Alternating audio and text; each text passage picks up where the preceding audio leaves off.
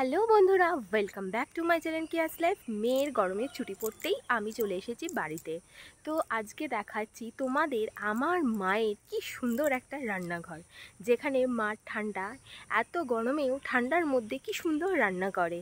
তো মায়ের দুটো রান্নাঘর, একটা হচ্ছে যেটা কাঠে এখনও রান্না হয় আমাদের বাড়িতে, আর একটা হচ্ছে যেটা গ্যাসে। তো চলো দুটো রান্নাঘরই তোমাদের দেখাবো। এই হচ্ছে আমাদের বাড়ি, দেখো এই যে ধান রয়েছে এখানে, এটা আমাদের বাড়িটা। এখান থেকে চলে গেলেই ওটা ঠাম্মার ঘর ছিল।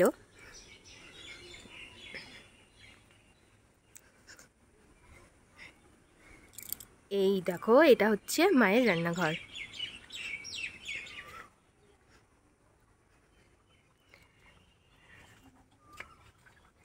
তো মায়ের রান্নাঘরে আজকে রান্না হচ্ছে, আজকে মা রান্না করছে না, রান্না করছে একজন।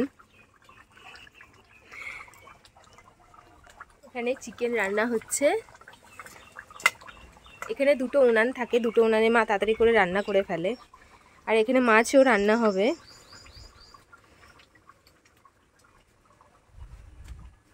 এই হচ্ছে রান্নাঘরটা, যেখানে চারিদিক দিয়ে হাওয়া আসে সুন্দর। দেখো সুন্দরভাবে চারিদিক দিয়ে হাওয়া আসে।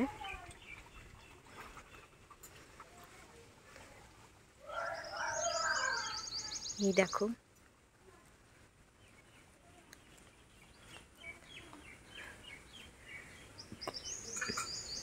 আছে ছোট্ট কিউট একটা উনান, খুব সুন্দর। ছোটবেলায় আমরা এই উনুনগুলোর মধ্যে খেলতাম। এই দেখো নিচে এটা হচ্ছে গামলা, তো গামলার উপরে উনুন করা। ছোটবেলায় ঠাম্মাকে বলে দিতাম এই উনুনগুলো বানানোর কথা, আর এই উনুনগুলোর মধ্যে আমরা রান্না করতাম, খেলতাম। ভিডিওর প্রথমেই দেখো একটা দেখিয়েছিলাম গাছ, ওটা হচ্ছে কুমড়ো গাছ, আর এটা হচ্ছে চাল কুমড়ো গাছ। আর এখানে দেখো পেঁপে গাছ, লঙ্কা গাছ, আর সাথে আছে ওল গাছ, আরও আছে চাল কুমড়ো গাছ। এটা আমাদের আগে গরুর ঘর ছিল। হ্যাঁ, গরুর ঘর ছিল। এটা দেখো লিচু গাছ, এখানে লিচু হয়েছিল এবার প্রচুর, আর খুব টেস্টি হয়েছিল লিচুগুলো।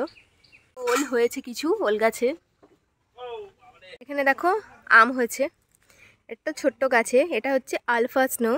ভীষণই টেস্টি আর সুন্দর খেতে আমগুলো, এত টেস্টি। বিদেশের আম যাই হোক, এখানে হয়েছে এটাই অনেক, খেতেও খুব টেস্টি। তাহলে তোমাদের দেখাই আর একটা ভীষণই পছন্দের গাছ আমার।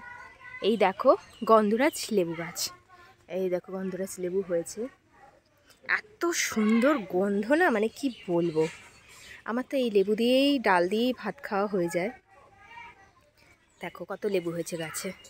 বাড়ি আসার সময় মাকে বলে দিয়েছি গন্ধরাজ লেবু কিন্তু রেখে দেবে, আর আমি নিয়েও যাওয়ার সময়। এই দেখো